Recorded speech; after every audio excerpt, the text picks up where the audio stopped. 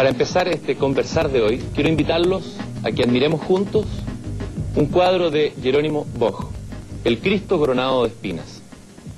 Este cuadro muestra una representación poco tradicional de la coronación de espinas y pinta la escena casi en un plano, con grandes cabezas, y más que un incidente de la pasión, apunta a un sentido universal de lo demoníaco contrastado con el reino de los cielos. Podemos ver a Cristo en el centro, quien expresa una inmensa paciencia y aceptación. Los atormentadores que están alrededor de él, en cambio, no fueron pintados aquí como en otras composiciones de la época, como figuras extraterrenas que agreden directamente, mesando los pelos o hiriendo la carne. Aquí los verdugos de Cristo aparecen como 4 tipos humanos que en la mente medieval representaban una visión total de la humanidad, porque cada uno de estos tipos es como una gran tentación para la espaciosidad y paciencia de la expresión de Cristo. Son 4 estilos de enajenación y pérdida de ecuanimidad interior. Mucho podemos meditar sobre estas 4 tentaciones, pero para nosotros, al comenzar un largo itinerario, el personaje de abajo a la derecha es particularmente relevante. Es este de aquí. Si ustedes se fijan, tiene a Jesús sujeto por el manto, lo afirma contra el suelo, lo retiene y restringe su libertad fijando su perspectiva. Parece estarle diciendo: pero si yo sé, yo ya lo sé. Es la tentación de la certidumbre. Nosotros tendemos a vivir un mundo de certidumbre, de solidez conceptual indisputada, perceptual indisputada, donde nuestras convicciones prueban que las cosas solo son de la manera en que las vemos. Y lo que nos parece cierto pareciera no tener otra alternativa. Es nuestra situación cotidiana, nuestra condición cultural, nuestro modo corriente de ser humanos. Eso escribieron en este libro, hoy ya un clásico, El árbol del conocimiento, Francisco Varela y Humberto Maturana. Y si hay alguien que nos ha invitado a fijarnos en este personaje que dice sí yo sé, si hay alguien que nos ha invitado a salirnos de ese mundo de certidumbre, de solidez perceptual indisputada, y enfrentar a esta tentación de la certidumbre, ha sido Humberto Maturana.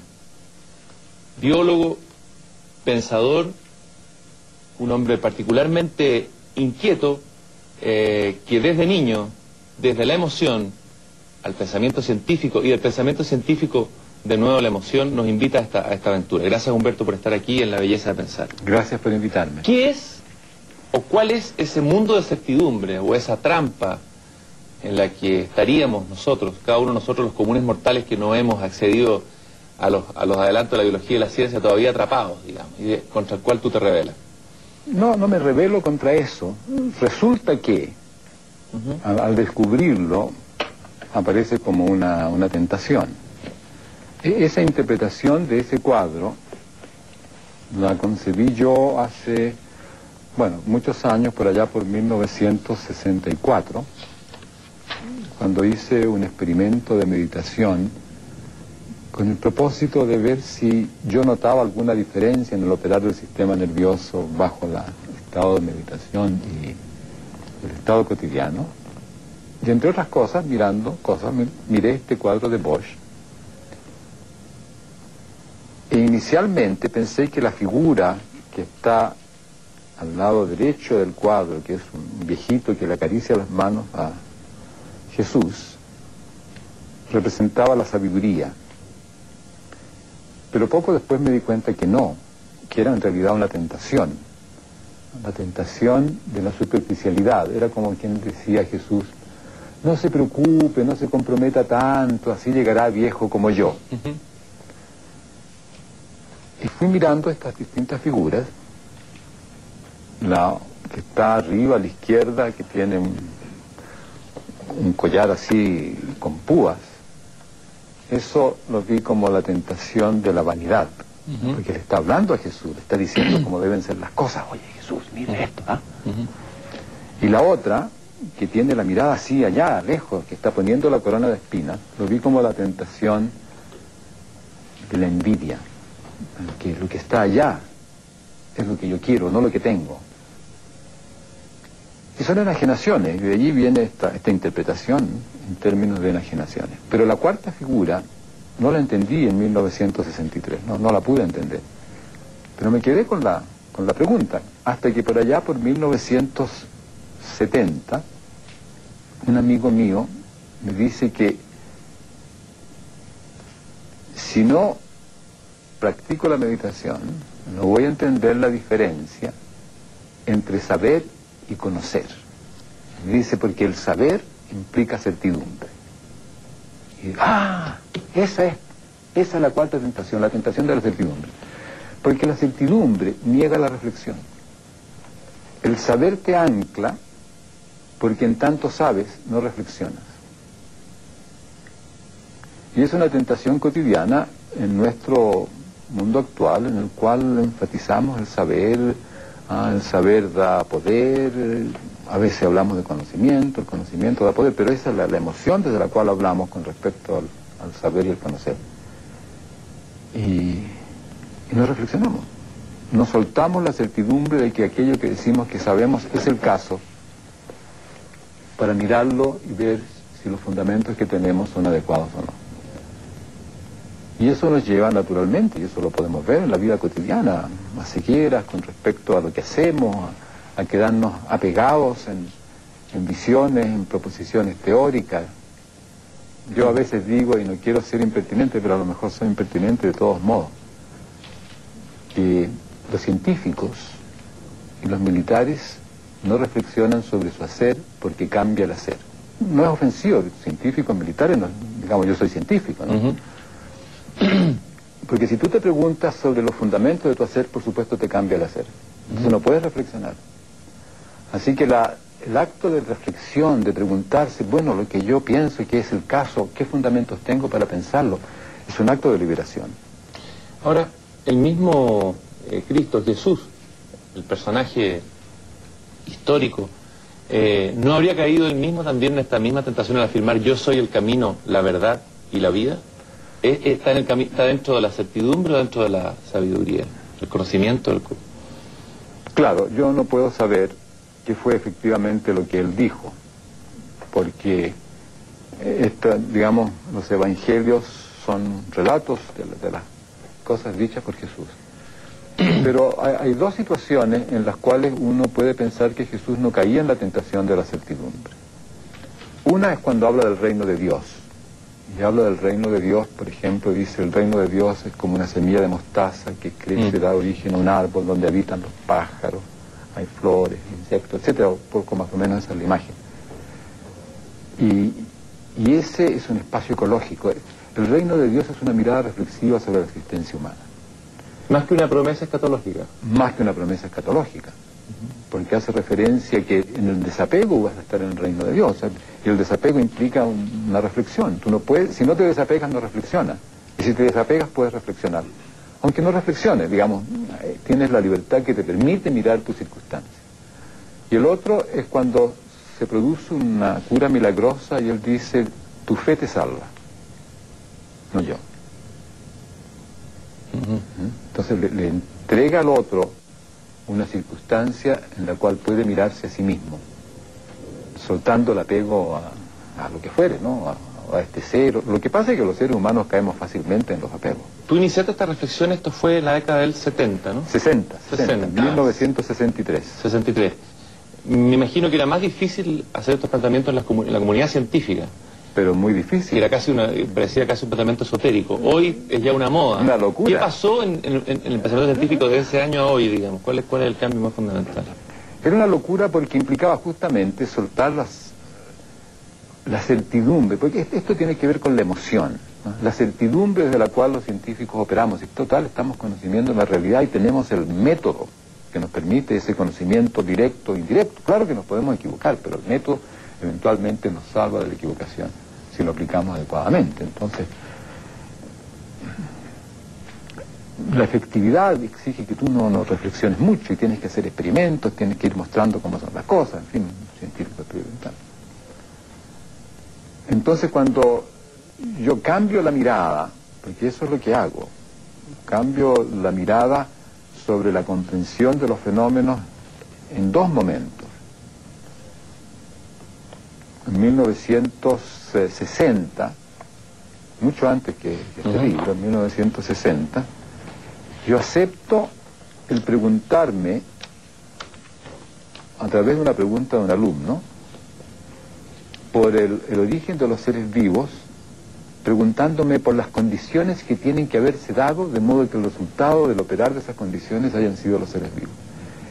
Y ese es un cambio fundamental en el pensar, porque no me estoy preguntando por el ser vivo como una cosa allí, sino que por qué tiene que pasar de modo que un resultado sea este ser vivo que está allí. Y eso implica un cambio de visión con respecto al explicar y con respecto al pensar del conocer. Aquí tengo el cuadro, el famoso cuadro de Escher, ¿no? Manos que dibujan. Claro. Quiero que visualiza muy bien un poco a lo que estás apuntando. Es decir, el cambio de eje más importante aquí es, en el fondo, poner la objetividad entre paréntesis, si tú lo has dicho tú mismo. ¿Qué significa poner la objetividad entre paréntesis? Poner la objetividad entre paréntesis significa, me doy cuenta de que no puedo pretender tener acceso a una realidad independiente de mí, porque en la experiencia yo no sé si más tarde voy a visualizar la experiencia como un error o como una ilusión. O sea, en el momento en que yo vivo algo, yo no sé si después voy a decir me equivoqué o si fue una ilusión, porque la equivocación y la ilusión son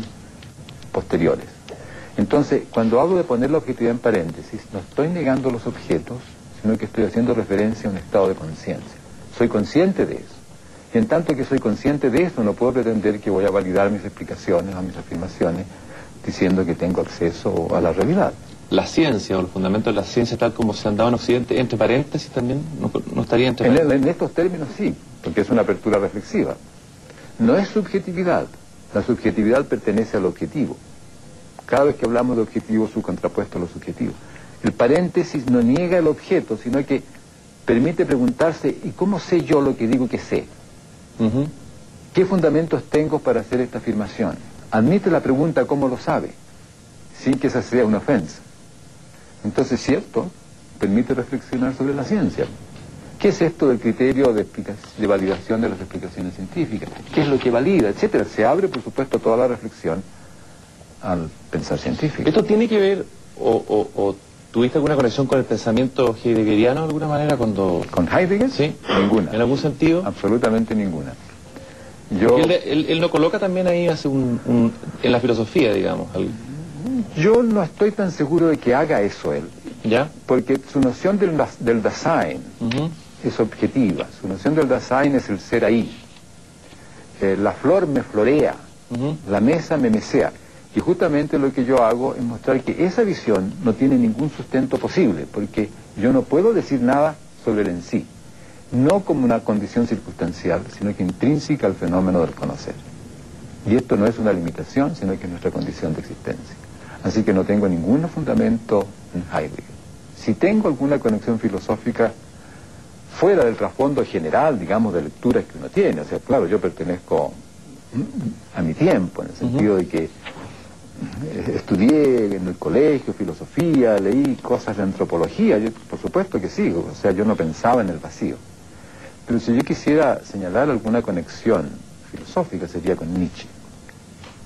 Y con Nietzsche, en una, digamos, sintetizado en un pequeño relato que Nietzsche tiene en Así hablaba Zaratustra. Este es un libro poético maravilloso. Es una danza. Es una danza. Y tiene un pequeño relato que se llama La metamorfosis del espíritu. Y dice, el espíritu primero se transforma en camello. Y se pregunta, ¿qué es lo más pesado para llevarlo sobre mis espaldas y solazarme en mi fortaleza? Luego el espíritu se transforma en león. Y se pregunta, ¿qué es lo más terrible para enfrentarlo y solazarme en mi valor? Y por último, el espíritu se transforma en niño, y el niño es un primer movimiento. Y eso, para mí, sí que fue significativo, porque, por un lado, abre todo el espacio reflexivo. Es un inicio. No estás comprometido con ninguna teoría, con ninguna ideología. Y yo leí eso mientras estaba enfermo del pulmón con tuberculosis en un sanatorio de Putaendo. Y ahí estaba yo, si me salvaba, digamos, si no me moría, en el inicio. Y eso para mí fue Yo diría que si quiero alguna conexión con un filósofo, ahí está.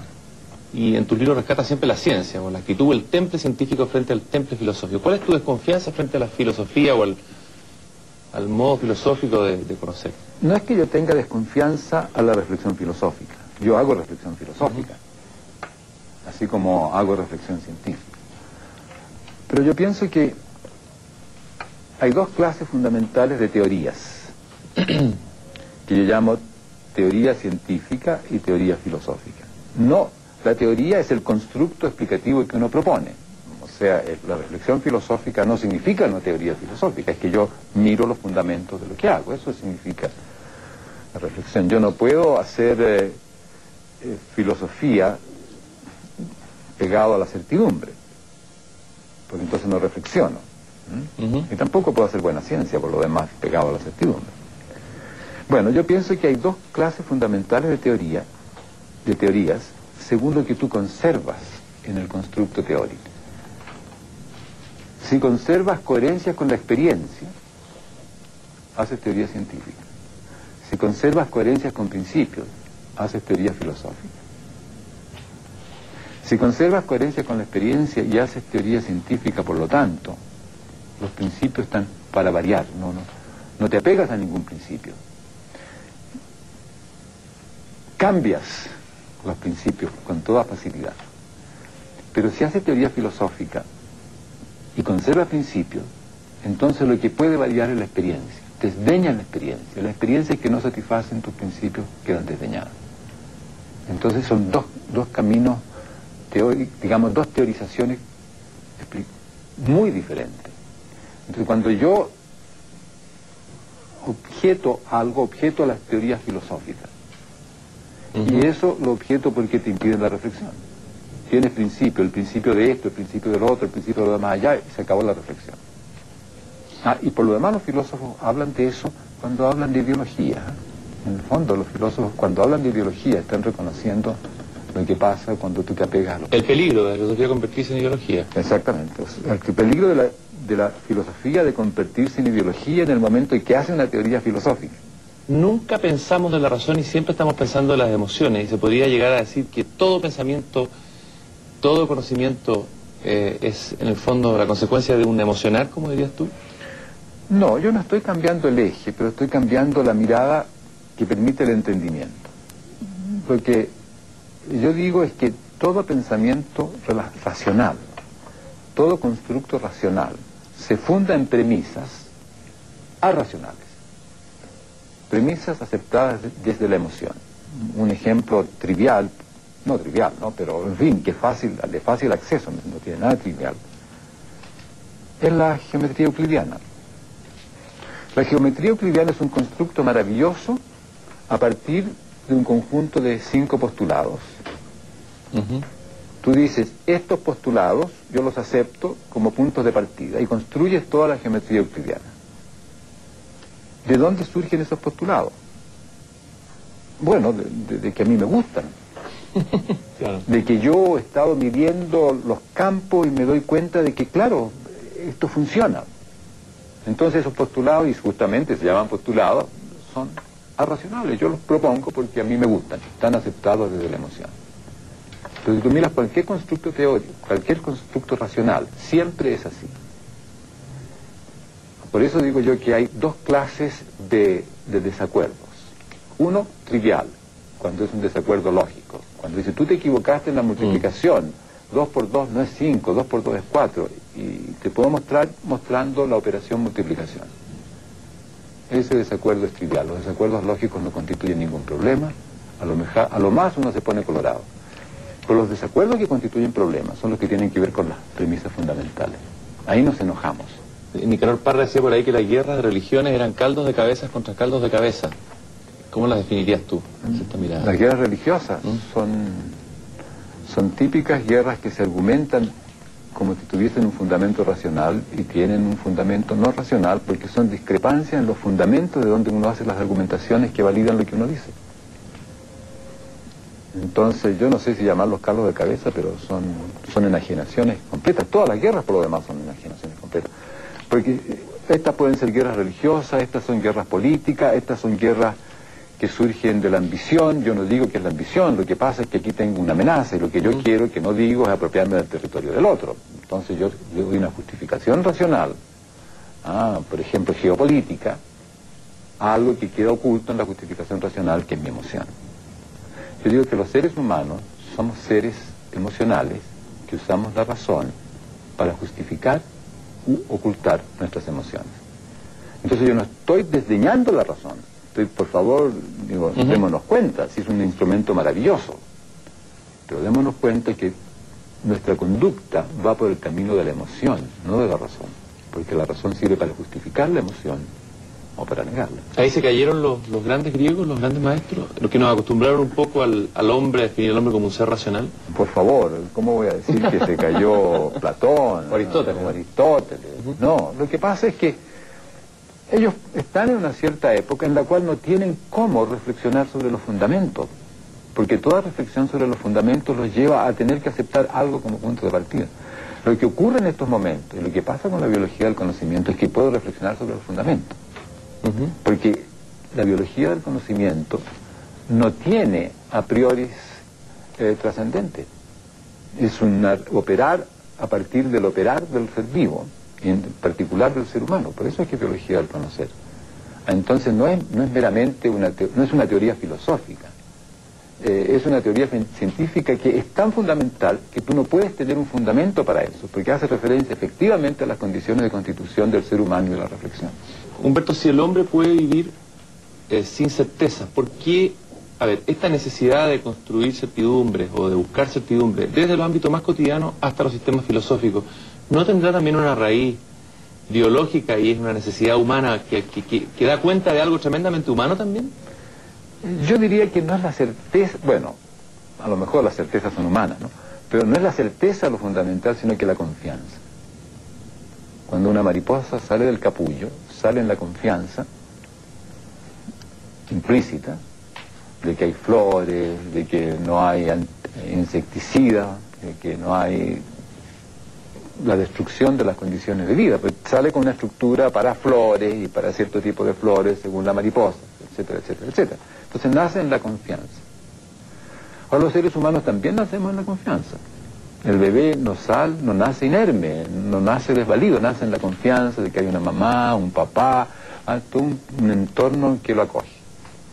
Pero lo que nos pasa a los seres humanos es que hemos perdido la confianza. Y como hemos perdido la confianza, queremos control. Y como queremos control, queremos certidumbre. Y como queremos certidumbre, no reflexionamos, no tenemos libertad reflexiva. Este maravilloso don de la libertad reflexiva que surge con lo humano queda negado desde la desconfianza. Porque si operamos en la confianza, la falla es legítima. Y puedo mirar, porque aparece como error. ¿Qué pasa con el bien y el mal? Las nociones de bien y mal son constructos manipulativos de nuestra cultura patriarcal, matriarcal.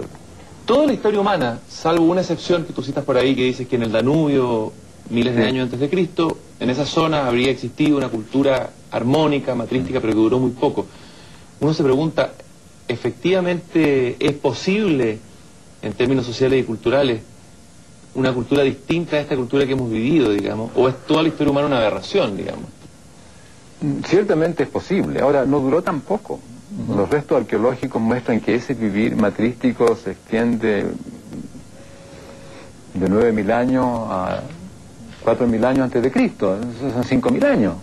Nosotros tenemos esta historia nuestra de la cual tomamos fecha 2.000 años. O sea, por lo menos uno puede hacer un registro arqueológico de 5.000 años de historia no patriarcal. ¿Podrías describir un poco, brevemente, para los que no han leído, no conocen, en qué consistió y qué pasó en ese momento histórico, digamos? Yo pienso que el trasfondo cultural, en general, que tiene que ver con la historia del origen del humano, no está centrado en las relaciones de dominación y sometimiento. Está centrado en la coparticipación, en el hacer cosas juntos, en la convivencia, en la biología del amor. Ahora, esto no es una fantasía. El amor, si alguien lee lo que yo he escrito, yo digo que el amor es el dominio de las conductas relacionales a través de las cuales el otro, la otra o uno mismo surge como legítimo otro en convivencia con uno. O O sea, esto no es la exaltación de un sentimiento, es simplemente la operacionalidad de moverse en el mutuo respeto. No es el amor como una virtud, digamos. No como una virtud. Esto que está pasando entre nosotros ahora ocurre en el amor, porque no estamos compitiendo, no estamos tratando de uno mostrarle al otro que está equivocado, no estamos haciendo no nos estamos manipulando, estamos escuchándonos. Bueno, entonces la historia de la humanidad no es una historia de competencia, no es una historia de agresión desde su origen hasta que surge la cultura patriarcal. Y la cultura patriarcal surge, y es lo que yo pongo ahí en ese libro, Amor y Juego, Fundamentos Olvidados del Humano, en el momento en que por alguna circunstancia particular, contingente, se pierde la confianza en las coherencias del mundo natural. Y desde la pérdida de la confianza se busca el control. Y de la búsqueda del control aparece la negación del otro, aparece la apropiación, etcétera, etcétera. Es un poco, perdón Humberto, ¿es el alejamiento del hombre del mundo natural, de lo natural? Es el alejamiento del ser humano del mundo natural, no a través de la técnica, sino que a través del espíritu, de la psiquis. Yo dejo de sentirme parte de. No tengo confianza de que las flores van a surgir. Tengo que controlar el surgimiento de las flores. No tengo confianza de que estos animales de los cuales me alimento van a sobrevivir naturalmente. Tengo que controlar su reproducción. Y en el momento en que eso pasa, pierdo la confianza, hay un cambio psíquico. Se pierde la confianza en todas las dimensiones y aparece el control en todas las dimensiones. Y aparece la apropiación, porque para poder controlar yo tengo que restringir. Y la apropiación consiste en la restricción del acceso de otros a este que yo estoy controlando. Ahora, esta naturaleza, este mundo natural, ¿es tan armónico como tú lo piensas? Porque uno de repente descubre la naturaleza, hay violencia, hay combate, hay apropiación, hay muerte también. En la naturaleza hay muerte, vida y muerte van juntos. Los seres vivos vivimos comiéndonos a otros seres vivos. Los vegetarianos comen seres vivos también, digamos. Pero es distinto ver eso como parte de la dinámica del vivir, la vida y la muerte juntos, a ver el que este animal se coma al otro como una agresión. Los leones no son predadores, no son agresivos, son carnívoros. Tú no agredes a la lechuga que te comes o a los vegetales que te comes, eres vegetariano. Pero nuestro discurso cultural, que está centrado en el juego de la lucha y de la competencia, ve al león como un predador, un destructor. El león como carnívoro y los antílopes como herbívoro, en fin, constituyen una dinámica armónica. Si la armonía no quiere decir que todos los seres vivos tengan que vivir, justamente la armonía se da en que no todos los seres vivos vivan, porque si no esta cosa se descalabra nomás. Se acaban todas las coherencias ecológicas.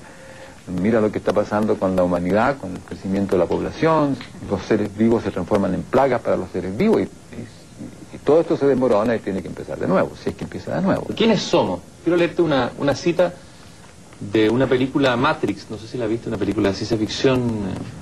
No la he visto. Un mundo virtual, muy interesante por el relato que está atrás. Y uno de los personajes que el agente Smith le dice lo siguiente a Morfeo: cuando traté de clasificar su especie, la especie humana, me di cuenta de que ustedes no son realmente mamíferos. Todos los mamíferos en este planeta desarrollan instintivamente un equilibrio con el ambiente que los rodea, pero ustedes los humanos no. Llegan a una zona y se multiplican hasta consumir todos los recursos naturales. La única manera en la que pueden sobrevivir es esparciéndose a otra área. Hay otro organismo en este planeta que sigue el mismo patrón. ¿Sabe cuál es? El virus. ¿Somos un virus? ¿Qué somos? No, los seres humanos somos mamíferos. Pero mamíferos extraños, porque para que venga esta desconfianza, para que venga esta pérdida de confianza, esta proyección de Pero no tiene que ver con nuestro ser biológico, tiene que ver con el modo de vida. Hay un problema, por ejemplo, que pasa con los leones o con los tigres cuando envejecen, que pierden la habilidad para cazar antílopes, no son suficientemente veloces y entonces cazan seres humanos, son los comedores de hombres. Y un tigre que empieza a comer hombres, le gusta el hombre porque es fácil y pasa a ser un ser que para el hombre es un riesgo continuo, para el ser humano es un riesgo continuo. Y eso no es el tigre. Es, por así decirlo, la cultura que el tigre tiene que vivir, porque está viejo y no encuentra alimentos que pueda comer. Entonces nos pasa a nosotros la misma cosa. No es que nosotros seamos agresivos, pero podemos vivir una cultura que cultiva la agresión. Y yo creo que lo que ocurre es que, digamos, la caída en esos términos de separación del mundo natural está, al aparecer la desconfianza, en el constructo teórico ideológico que pretende explicar qué es lo que va a pasar entonces, porque yo veo que aquí hay un riesgo. Yo escribo allí que cuando en el posible origen de la cultura patriarcal en una familia se excluye al lobo del acceso a los animales de los cuales normalmente se alimenta y que nosotros también, se hace, los adultos lo hacen desde el entendimiento de que eso es un hacer que viola las coherencias del mundo natural. En lo natural el lobo come, y come por supuesto matando un animalito. Pero al excluirlo yo, violo las coherencias del mundo natural. Y si soy consciente, hago alguna ceremonia de conservación de conciencia, un rito de conservación de conciencia, como diciendo, lobo, te excluyo porque tengo miedo a quedarme sin comida. Yo sé que esto no es legítimo, no lo volveré a hacer en lo posible. Esto que estoy haciendo no es fundamentalmente adecuado. Entonces conservo mi conciencia de que excluir al lobo no es lo legítimo. Pero si me olvido y mis hijos no aprenden a practicar ese rito, crecen creyendo que el excluir al lobo es legítimo. Y cuando se le pregunta ¿y por qué lo hace?, te inventan una teoría que lo justifica. Ahora, quizás Y eso es la caída humana, la invención de teorías que justifican relaciones de exclusión, relaciones de apropiación, relaciones de dominación. ¿No es quizás el pecado o el origen de la caída humana el exceso de inteligencia? ¿No es la inteligencia el arma peor que se nos vuelve en contra? ¿Es, por decirlo así, la pérdida de inocencia el origen de todo esto? Bueno, la pérdida de inocencia es la pérdida de confianza. En el momento que te pierdes la confianza, pierdes la inocencia. Digamos, eso va junto. Confianza, si tú confías en tu mundo circundante, te dicen, oye, tú eres muy inocente, tú no ves las cosas como son. O sea, inocencia y confianza van juntos.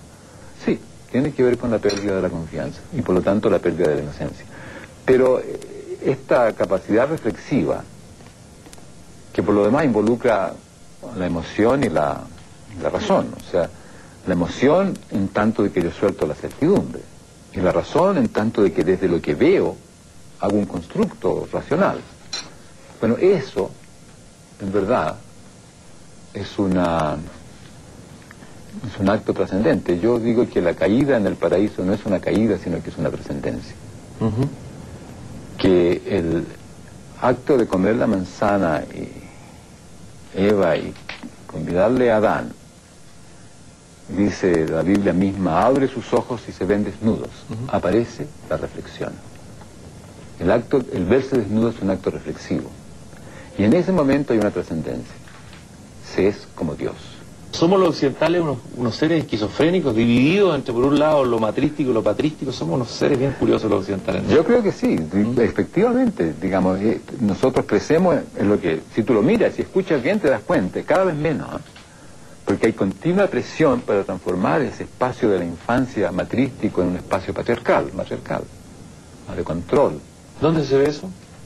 Por ejemplo, que los niños tienen que dar examen para entrar al jardín infantil, que los padres empiezan a preocupar de la competencia y tienen que saber competir porque después van a competir.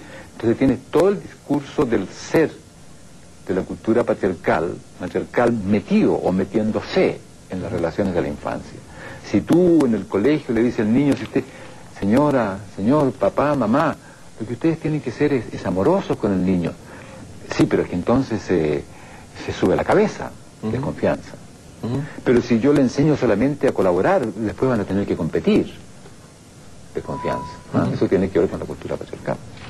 Entonces esta esquizofrenia nuestra, que aparecía en la adolescencia, está siendo empujada a la infancia. Y yo pienso que todo este incremento de la criminalidad juvenil tiene que ver con eso.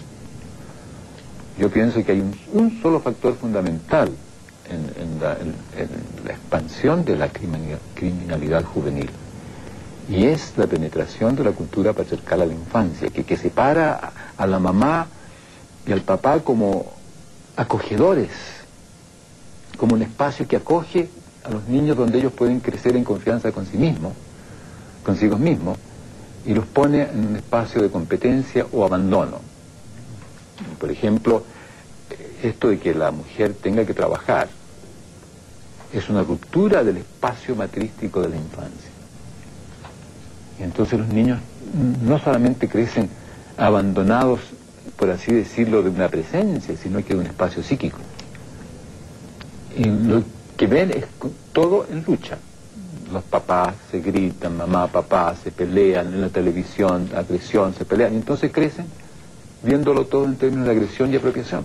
El lado oscuro, la sombra, como decía Jung, ha sido escrito por el psicoanálisis, pero no es también una realidad constitutiva, humana, profundamente humana, que está en el inconsciente, que tiene que ver con miedos, con terrores atávicos, con lo oscuro, digamos. ¿Cómo negar lo oscuro? ¿No es peligroso también negar esa dimensión humana? No, por supuesto que no hay que negar nada. El problema es que lo cultivas o lo miras y desde la reflexión escoge otro camino. Si el niño no nace en la agresión, si el chupar la teta de la mamá no es un acto agresivo, se come a la mamá pero no es agresión. En el momento en que yo, mamá, pienso que este ser me está comiendo y que es una agresión, entonces mi relación es esa y me comporto de esa manera. Pero al mismo tiempo yo puedo cultivar la agresión.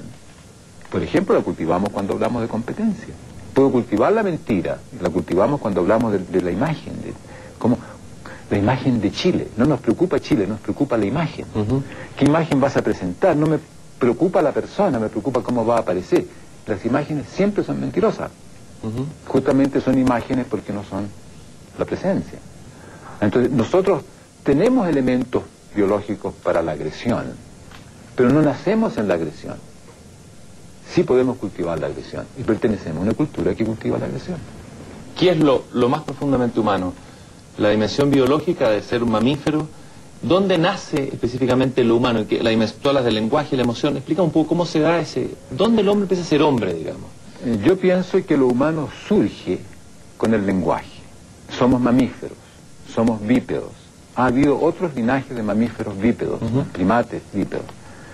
Pero nosotros pertenecemos a un linaje en el cual surge el convivir en el lenguaje como un modo de convivir en las coordinaciones del hacer. Y eso es posible en un espacio íntimo. Surge con la familia que hace posible el tener un espacio de haceres en los cuales los coordinamos nuestros haceres y coordinamos nuestras coordinaciones de haceres, y esto es aprendido por los niños y es conservado de una generación a otra. Y el devenir evolutivo se hace en torno a eso. Y esto tiene que haber ocurrido poco más de 3 millones de años atrás. Entonces allí comienza el linaje humano.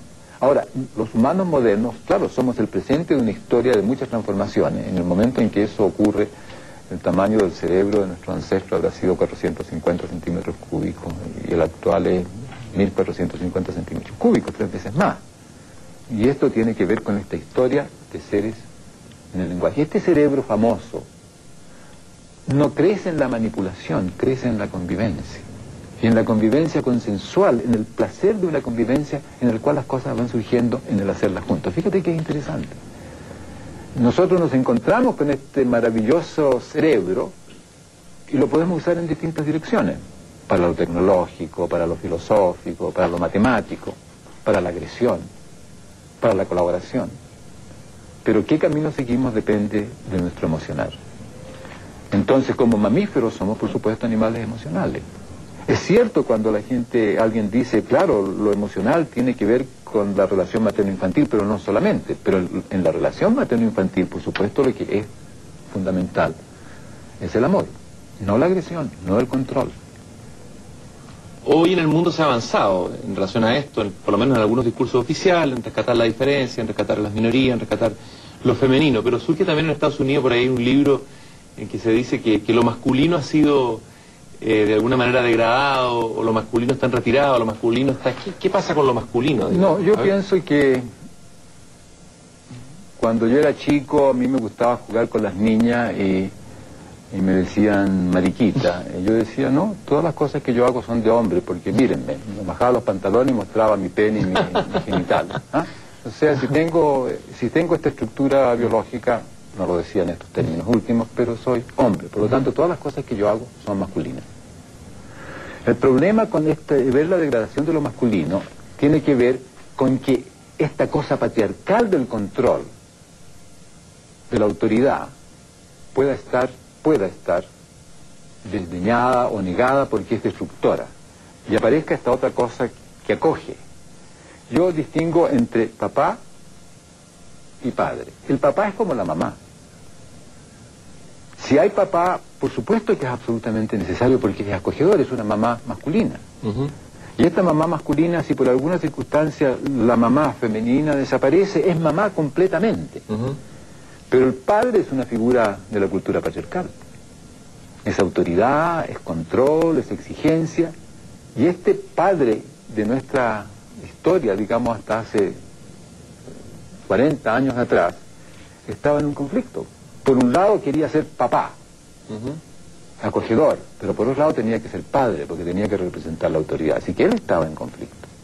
Así que cuando digo yo que si no hay papá y no se le dice al niño, pobrecito hijo mío, no tienes papá, no hay conflicto, no quiero decir que el hombre, como ser que está con el niño, no sea fundamental cuando está con el niño.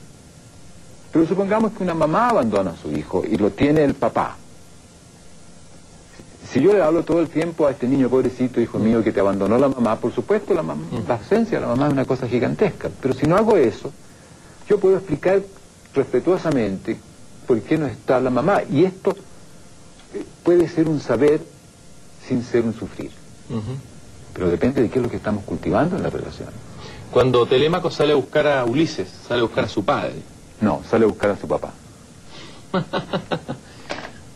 Sale a buscar Hay una diferencia entre como cuando Jesús dice Abba, papito, ¿no? Claro. La diferencia con padre, ¿no? Sale a buscar a su papá porque sale a buscar a este ser acogedor que él no alcanzó a conocer, del cual le habla su mamá. Le dice que era tierno, que era valiente. Le presenta a este ser que habría sido para él acogedor. Y es eso lo que él quiere encontrar. No una autoridad. No quiere encontrar un padre que le diga, tú que no has hecho esto, lo demás allá, tú debías haber echado a estos visitantes que están comiéndose tu hacienda. No, lo acoge. Y inspira con él un modo de liberar a su casa de estos otros seres. Un modo violento, terrible, por supuesto, porque los mata a todos. Pero esa es una relación no de padre, sino que de papá. No de padre patriarcal, sino que de papá. ¿Y cuál sería entonces? ¿Habría diferencia entre lo masculino y una parte de lo biológico? ¿Eso no debería tener un correlato diferente, digamos, un aporte distinto? Un hijo frente a una madre y su padre rescata algunas cosas de la madre. ¿Qué es lo diferencial ahí? Pues yo creo que lo diferencial... Son lo mismo al final. No, son fisiologías distintas. Pero aparte fisiológicamente... Las culturas pueden enfatizar diferencias conductuales. Que tienen que ver algunas con las fisiologías distintas y otras con lo que la cultura ha declarado que debe ser, con los argumentos teóricos que justifican esto o aquello. Tú planteas entonces que debieran, a ver, el modelo ideal de padre y madre dentro de este modelo más matrístico, ¿cuál sería? ¿Serían los dos cumpliendo un mismo rol? O sea, yo pienso que el bienestar fundamental, digamos que lo que tiene que pasar con los niños en su entorno familiar es crecer transformándose en adultos que se respetan a sí mismos, que tienen confianza en sí mismos y que por lo tanto pueden colaborar y ser copartícipes en la creación del mundo con los otros. Eso exige un mundo acogedor, un mundo que respeta los errores, que no los castiga, que se conversa todo de modo que yo le explico a los niños por qué hago lo que hago, de modo que entiendan y puedan colaborar conmigo. Y eso implica al hombre y a la mujer, porque hombre y mujer se mueven de maneras distintas, nos movemos, tenemos inclinaciones de haceres diferentes. Yo martilleo y la otra persona cocina, y a veces a los hombres cocinan y la mujer hace otras cosas. Entonces no son contradictorias las conductas, al contrario, si nos respetamos, armonizamos en un conflicto común, que viene a ser la familia como un espacio acogedor para los niños, donde ellos pueden crecer en el respeto por sí mismos, en la confianza en sí mismos y ser adultos capaces de generar un espacio social deseable. Tú una parte dices que el conocimiento no entrega libertad y que prefieres amar a un ser que conocerlo. Tú vienes del conocimiento, a ver cómo es eso. Lo que yo digo es que no tengo interés de conocerme a mí mismo y no quiero conocer a mis amigos para amarlos siempre. Pero fíjate tú lo que pasa. Si yo digo, yo sé cómo eres, no lo escucho más. ¿Para qué voy a aceptar yo una entrevista si total ya me dio una y yo sé cómo es? Si lo he visto en televisión, ¿para qué? Entonces no reflexiono, no lo acepto, no lo veo, no lo escucho nomás. ¿Cuál es la diferencia entre conocer y amar? El amar es el conducirse en relación al otro de manera que el otro surge a través de las conductas de uno en su legitimidad con uno, no tiene que disculparse por ser o por su hacer. Y el conocer significa el tener a la mano las operaciones adecuadas para obtener un cierto resultado. El conocimiento tiene que ver con el hacer, por eso ahí en el libro Árbol de Conocimiento decimos todo conocer es un hacer y todo hacer es un conocer, que tiene que ver con la operacionalidad en el mundo. Y el mundo puede ser uno mismo también. Entonces cuando yo digo me conozco, en el fondo me estoy metiendo en un casillero. Mis haceres están metidos dentro de este casillero que es el que yo soy. Entonces restringo mi reflexión. O sea, ni ahí con el oráculo de Delfos. No, ni ahí con el oráculo de Delfos. Yo no quiero conocerme a mí mismo para nada. Pero al mismo tiempo no quiero ser ciego. O sea, ¿comprendes? No quiero meterme en un casillero. Pero eso no quiere decir que yo no reflexione sobre las cosas que hago y no pueda pensar, caramba, digamos, a lo mejor yo me he visto varias veces haciendo esto y esto no me gusta lo que estoy haciendo tantas veces repetidas. ¿No? Pero en vez de meterme en un casillero, es decir, yo soy así, puedo preguntarme ¿qué pasa en mi vivir que surjo de esta manera? ¿Qué pasa en mi vivir que mis compañeros no tienen confianza en mí? No es que yo sea no confiable o que sea confiable. Soy confiable. Uno no es ni confiable ni no confiable. Depende de cómo está viviendo y qué es lo que uno quiere conservar en su vivir. Son válidas algunas palabras que te voy a decir. La palabra misterio, por ejemplo. ¿Te resuena? ¿Tiene alguna validez? Sí, claro. El misterio significa que hay algo que a mí me sorprende y para lo cual no tengo, o pienso que nunca, o en este momento, una explicación. Y puede que ni siquiera busque la explicación de aquello que considero un misterio porque me encanta el estar enfrentado a algo desconocido. Una palabra muy cargada, llena de connotaciones en Occidente. ¿Qué pasa con el alma? Yo creo que el alma, cuando uno habla de alma, habla de un modo de ser relacional. ¿No? Es una dimensión psíquica en el sentido de que pertenece al espacio relacional, no al espacio de la concretitud corporal. Pero sin la corporalidad no tiene dinámica relacional. El hombre siempre ha dejado ese espacio a lo sagrado, a lo espiritual, justamente para guardar algo del conocimiento último del hombre, digamos. O sea, yo pienso que la experiencia espiritual, la experiencia mística, la experiencia de lo sagrado es una experiencia cotidiana fundamental. No niego esa experiencia. El tema es cómo lo explicamos. Y frente a eso, si tú me preguntas, como biólogo, yo te lo voy a explicar desde cómo surge en la biología. Pero si no me preguntas por un explicar, yo te digo que es una experiencia que yo también tengo, pero frente a la cual no hago explicaciones porque no quiero plantearme en exigencia. Quiero que hablemos de un concepto que surgió en Chile, que es el concepto de autopoiesis. El concepto de autopoiesis surge en mí en el intento de contestar una pregunta que me hace un estudiante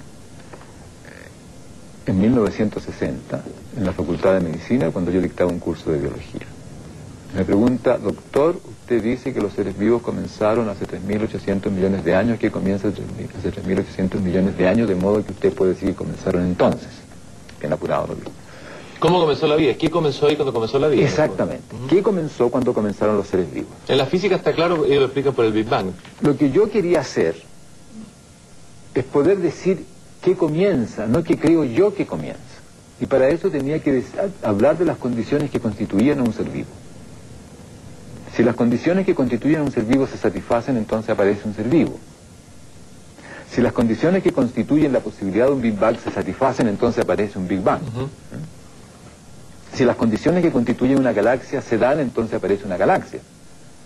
Bueno, aquí tenía que ver con el ser vivo. Pero para poder, eso yo tenía que saber qué es un ser vivo, para poder decir cuáles son las condiciones que se tenían que dar de modo que eso surgiese. Entonces mi pregunta era, ¿cómo sé yo que lo que estoy diciendo, que constituye un ser vivo, constituye un ser vivo? ¿Cómo sé yo si lo que contesto, contesta lo que pregunto? Es una pregunta bien fundamental. Para mí eso fue una pregunta muy importante, porque te cambia el modo de mirar. El preguntarte qué criterio tienes tú para aceptar la respuesta, cosa que usualmente la gente no hace, ni siquiera los científicos, muchas veces, ¿no? Porque suponen que saben cuáles son las respuestas buenas y cuáles son las Los científicos son respuestas casi una casta sacerdotal, ¿no? Claro. Como las antiguas castas sacerdotales. Exactamente, el club de los científicos. Pensando en eso, yo por otras circunstancias me di cuenta de que lo central de los seres vivos es su autonomía. De ser sistemas tales que todo lo que pasa con ellos tiene que ver con ellos. Que lo externo no especifica lo que les pasa, sino que gatilla procesos que tienen que ver con ellos. Entonces me dediqué a pensar qué tiene que pasar en las dinámicas fisiológicas, en las dinámicas moleculares, para que surja un sistema, un ente, que tiene esas características. Y desde todo el conocimiento que yo tenía en esa época, estoy hablando de 1963, 64, empecé con la pregunta del 60 y la contesto al final del 63, me doy cuenta de que lo que pasa con los seres vivos es que todas las moléculas que los componen se producen allí. Entran moléculas y salen moléculas y forman un remolino de producciones moleculares, de modo que las moléculas que se van produciendo participan en la producción de las mismas clases de moléculas, constituyendo una unidad discreta. Y es a eso lo que he llamado autopoiesis. ¿Es una especie de autarquía biológica o no? Es una especie... No es autarquía porque hay un flujo molecular, pero es una dinámica en la cual lo que ocurre en esa dinámica como procesos de producciones moleculares da por resultado el sistema en la cual esos procesos moleculares se producen. Entonces se produce a sí mismo. Autopoiesis, producción de sí mismo. ¿Qué consecuencias trae esa? Bueno, esa desde luego, de esa concepción de los seres vivos trae que te explica a ti cómo es que los seres vivos son unidades discretas. Porque todo lo que pasa con los seres vivos ocurre en ellos en tanto unidades discretas. Te permite entender qué es lo que se conserva en la historia evolutiva. Uno dice, claro, se conserva la vida, pero ¿qué es eso de la vida? Lo que se conserva en la historia evolutiva es la realización de la autopoiesis, y los distintos linajes que se producen son distintos linajes de distintos modos de conservación de la autopoiesis. Es decir, te permite a ti entender toda la dinámica histórica de los seres vivos en términos de lo que se conserva. No en términos de lo que puede pasar, sino que de lo que se conserva, con un presente continuamente cambiante. Te permite entender que los seres vivos existen en dos dominios. El dominio molecular de su autopoiesis y el dominio relacional en el cual son unidades discretas. Como nosotros los seres humanos, por ejemplo. Nosotros existimos, fíjate tú que existimos en tres dominios. Existimos en el dominio de nuestra fisiología como sistemas autopoiéticos, celulares. Existimos en el dominio de relación, en el cual aquí estamos conversando como personas. Y existimos en otros dominios que van surgiendo en la reflexión, que pueden ser dominios políticos, dominios de otra clase, dominios sociales. Entonces, la noción de autopoiesis te muestra la condición fundamental desde donde todo lo demás va a surgir. Por eso es que no hay nada por debajo de la autopoiesis. La autopoiesis ocurre como un fenómeno molecular. Claro, aquí hay moléculas, sí, pero no hay autopoiesis. Aquí hay consecuencias, sí, pero la autopoiesis ocurre aquí como un fenómeno molecular. ¿No te deja pasmado el hecho de existir? La vieja pregunta es, digamos, el milagro de ser, digamos, de que existan estas autopoiesis. ¿O está más inclinado a un azar? Yo sigo pensando en la maestría antigua, ¿no?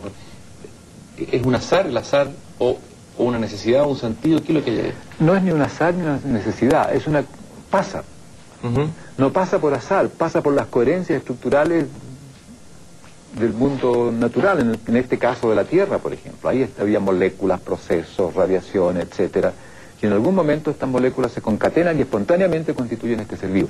No es por azar, si se dan ciertas condiciones pasa inevitablemente. Los seres vivos, todo ocurrir es inevitable si se dan las condiciones que lo hacen posible. Ahora está la belleza, uno sorprende ante la belleza. Pero la belleza es una cosa, ¿no? Eso es esa capacidad que tenemos de sorprendernos en la belleza, ¿no hay ahí algo ¿Cómo lo explicas tú? A ver, ¿qué has pensado sobre eso? Bueno, sobre lo estético, la belleza. Yo creo que, por supuesto, yo disfruto de la belleza. Yo miro las flores, el atardecer, a las personas, a las mujeres, los niños, los hombres, veo su belleza, los pájaros, en fin, todo, ¿no? Leo algo y un poema y veo su belleza. Ahora, yo pienso que la belleza tiene que ver con el que uno se encuentra en armonía y en bienestar con aquello que contempla. El modo de conocimiento, el lenguaje, digamos, más cercano a eso que tú manifiestas, a un emocional, más que la ciencia, que está por como la madre de todas las batallas, digamos. Sí, yo creo. De conocer verdaderamente. O sea, yo no sé si verdaderamente, pero ciertamente la poesía es un espacio de, no sé si de conocimiento, pero generador de mundo reflexivo. Eso es lo maravilloso de la poesía. El acto poético consiste en mirar las coherencias de este dominio y plasmarlas en este otro. Quisiera terminar, Humberto, al revés, regalándote un poema de Walt Whitman, que me parece que quizás tú me dirás si resume un poco lo que hemos hablado. Walt Whitman dice: me celebro y me canto, y todo cuanto es mío también es tuyo, porque no hay un átomo en mi cuerpo que no te pertenezca. Indolente y ocioso convido mi alma, me dejo estar y miro un tallo de hierba de verano. Mi lengua cada átomo de mi sangre hechos con esta tierra, con este aire. Nacido aquí de padres cuyos padres nacieron aquí lo mismo que sus padres. Yo ahora, a los 37 años de mi edad y con salud perfecta, comienzo y espero no cesar hasta mi muerte. Me aparto de las escuelas y las sectas, las dejo atrás. Me sirvieron, no las olvido. Soy puerto para el bien y para el mal, hablo sin cuidado de riesgos, naturaleza sin freno con elemental energía. Maravilloso. Gracias, Humberto, por poder estar. Gracias a ti por invitarme.